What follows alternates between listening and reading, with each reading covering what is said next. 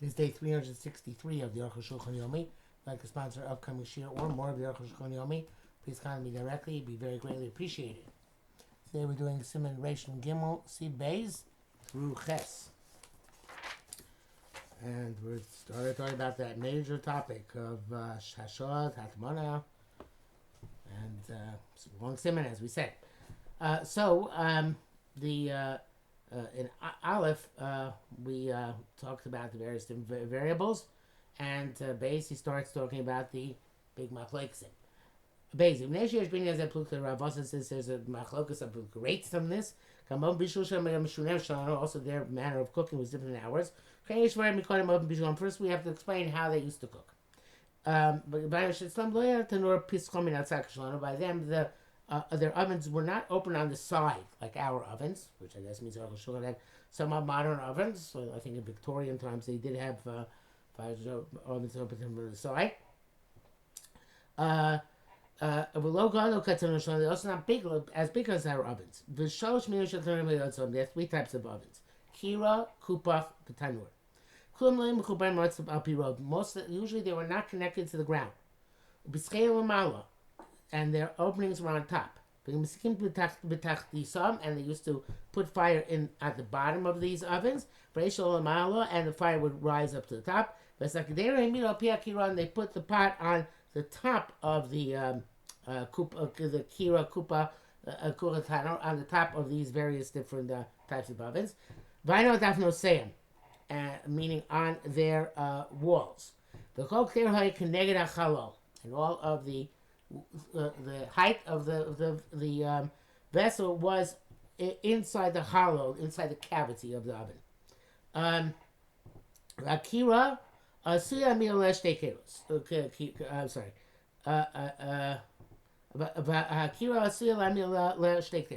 Akira was a double oven. By Arukh, it was long and short, meaning it was rectangular. By and it was the same dimensions at the top and at the bottom. The kupach was also of equal dimensions on top and below. But it was smaller than Akira. It only took one pot. Since it wasn't that long, the heat was better preserved and perhaps more intense than the Akira. At Tanur, the tanur was for one pot. It was wide on the bottom and tapered off to the top. So the heat was served in that even more than in the kupach. And evidently also they used a stronger fire, more wood, I guess, more fuel, in a tanur than a kira. He brings this down for Rashi, Mabasu, Chafra, and Beis, the Ramasku, Bekira. Obviously, it's to do there with Nizkei Shchenim, with how far you have to distance your different ovens from your neighbor's second floor, etc. And he brings down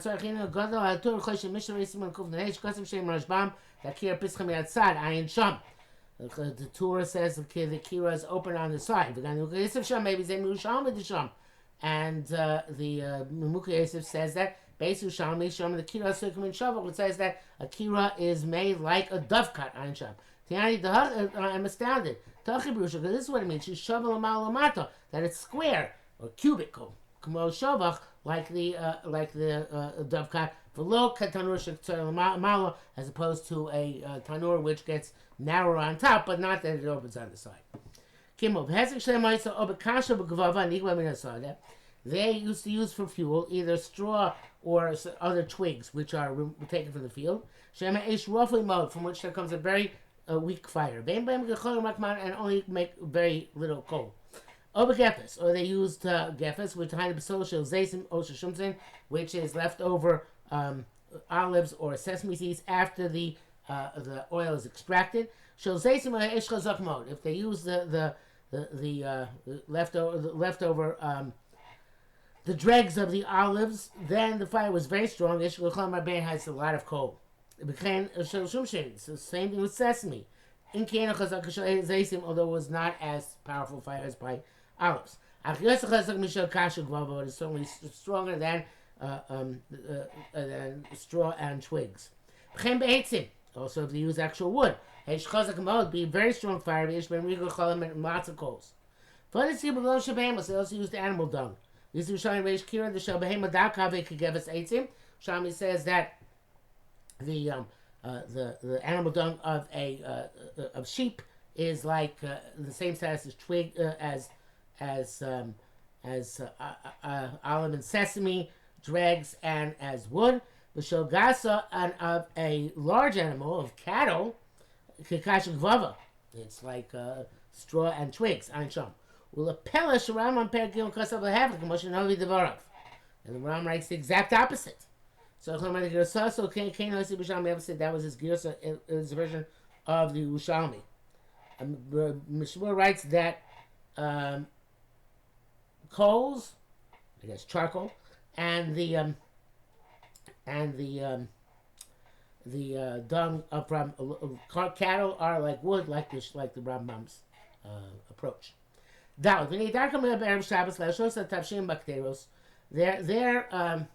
custom was Erev Shabbos to keep the cooked dishes in the pots, and then put them on top of the oven to retain their heat until they ate their night their Shabbos meal. They also left them for the second meal in the morning. That's called leaving it there, that it should tarry there. They left the pot on top of the kira, etc. Doesn't matter about the Shabbos after they took a little bit of food from the kira. After they took the pot from the kira, and they took a little bit of the food. They put it back over in its place. Kira on top of the oven. Chazara. That's the Shia and Chazara. Shia means leaving on. Chazara means returning. They took it up, put it back. And that the parameters that are much more severe than just leaving it on. Returning it, you're returning on Shabbos itself. To just leaving there, Erev Shabbos, it's before Shabbos. There's some after they moved the pot from the kira. They insulated it with rags or sharit or other things.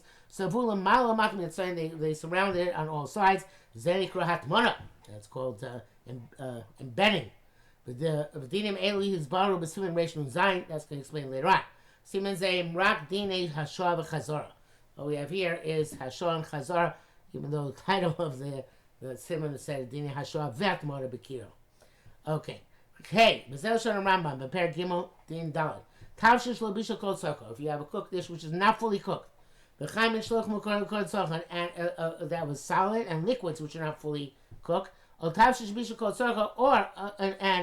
a cooked dish which is completely cooked. But the more it contracts, in other words, the more time it spends on the fire, it gets better, it gets intense.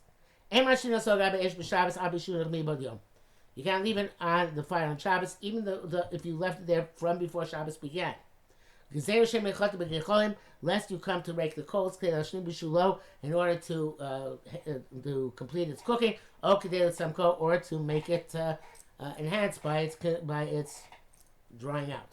Therefore, if you remove the fire, or you cover the fire in the kira, with ashes, or with fine flax. What's the word? Sawdust. Only not sawdust, but flax dust. Or you cause the coals to become dark. In other words, that they're not considered to be a flame anymore. For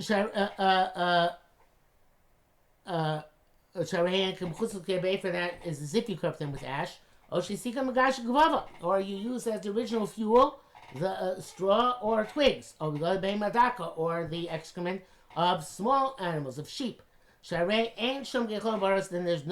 there are no burning coals. Raise the mutal so then you can leave stuff on this oven. Because obviously you can't cook with this type of fuel, and therefore you obviously are not intending to get involved directly with the cooking process anymore. Not concerned that you might come to rake the coals. End quote from Rambam. Meaning that he would distract himself from raking the coals. He did a maisa to diminish the fire. So therefore, we're not afraid he's going to do the opposite now and then go and rake the coals.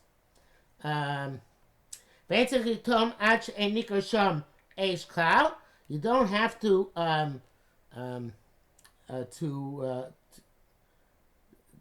cover up the fire until it's not recognizable that there was ever a fire there.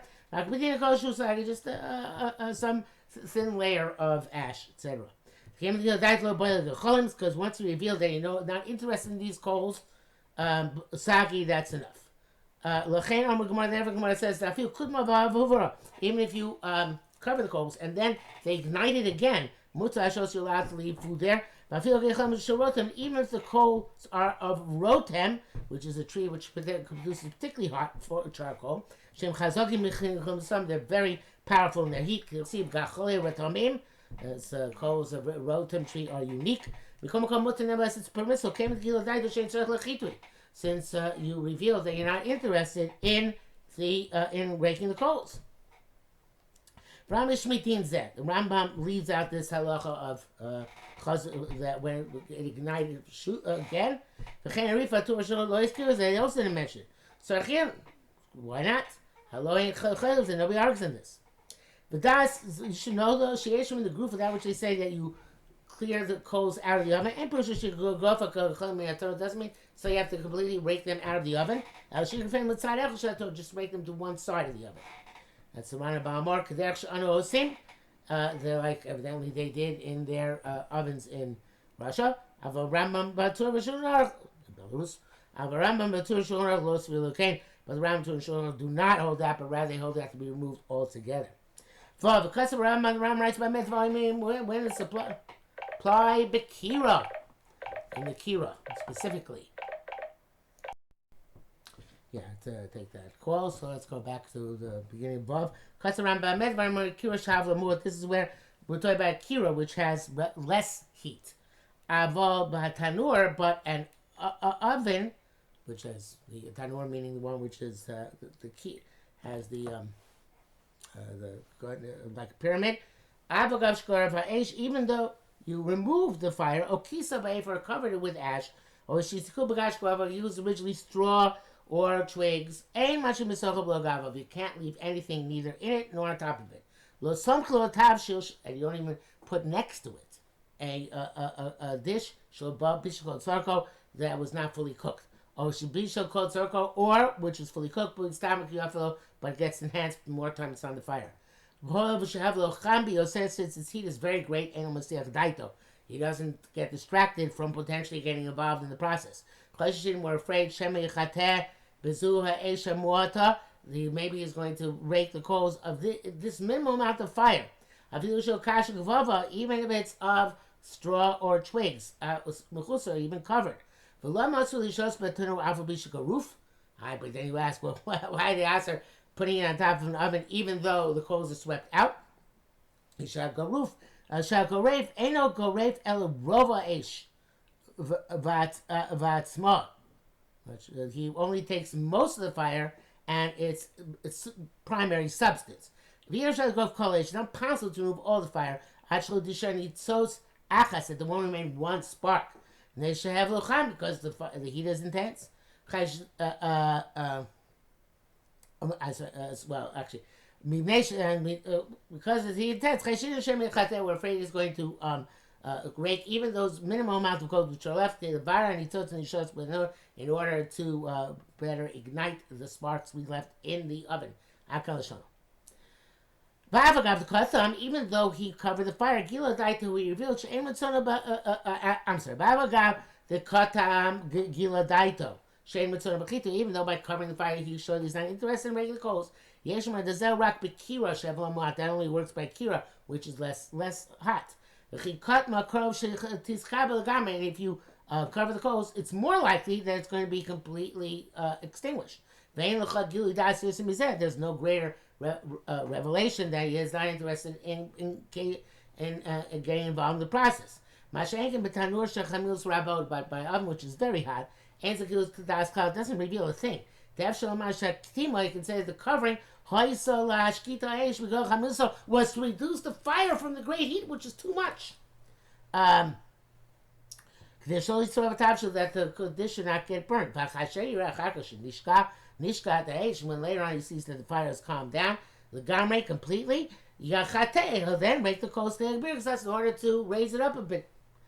The in fact, Gedolim who hold that the Isser by an oven is only by Garuf, when you swept out the coals and there are some left, but not by Kotzah, not when you cover the coals. Because you reveal that you're not going to get involved. So to when you use twigs and sticks, straw and sticks, where the fire is weak, it won't be there between a tanner and a kira. But most poskim don't make this differentiation, and they follow the Rambam. Mishnah Berurah also writes, Kasha Gvava,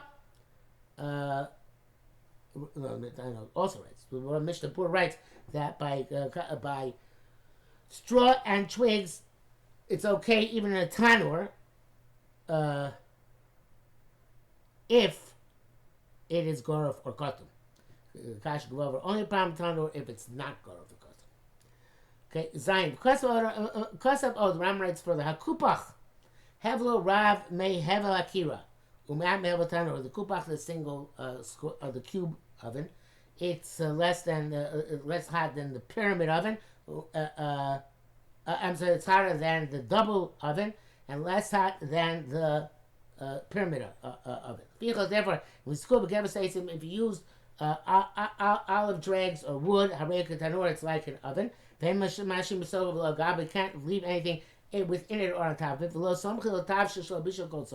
And I'll put adjacent to it a cooked dish that's not fully cooked, or stomach be or one which is getting enhanced as it continues on the fire. Even though you remove the coals or cover them with ash. However, if you fueled it with straw or twigs, then it's like a kira, the double oven, which when it's fueled by straw or twigs, and you can leave a cooked dish on it. A mutali small kira, we put something next to it before Shabbos begins.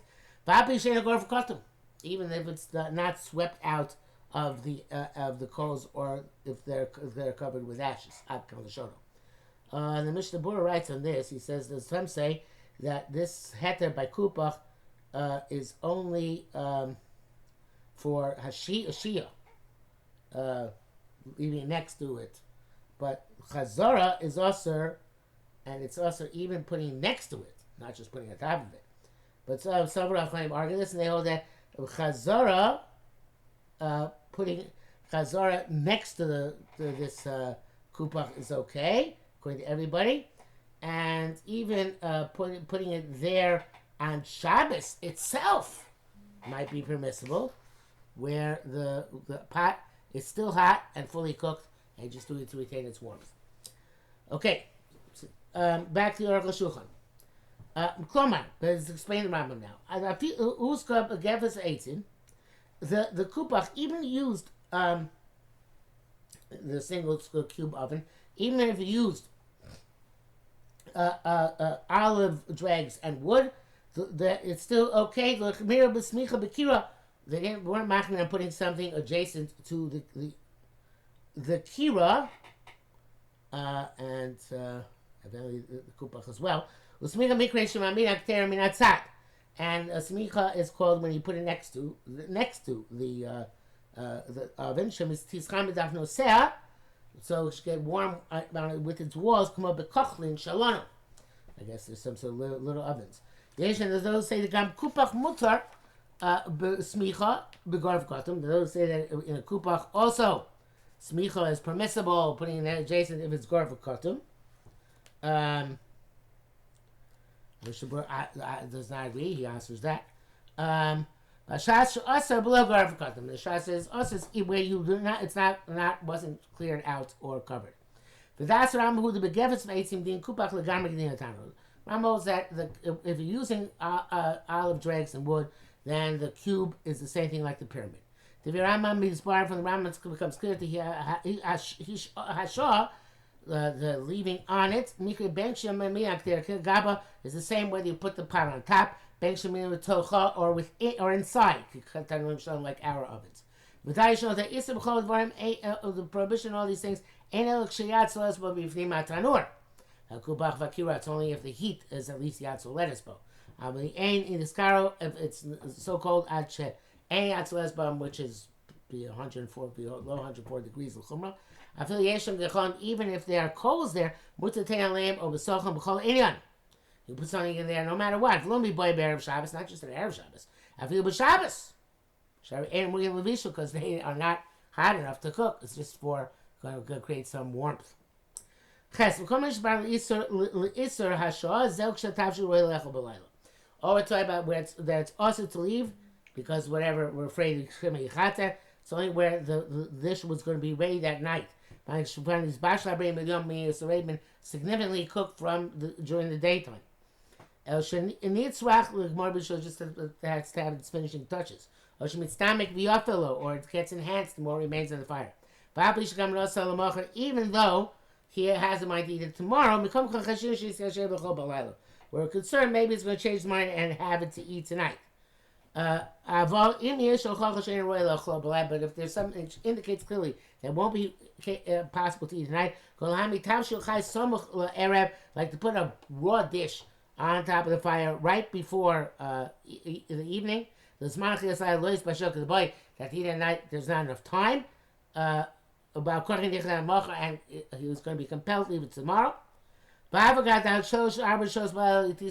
it'll be cooked 3 or 4 hours into the night, nevertheless, you're not going to wait 3 or 4 hours for it to be ready.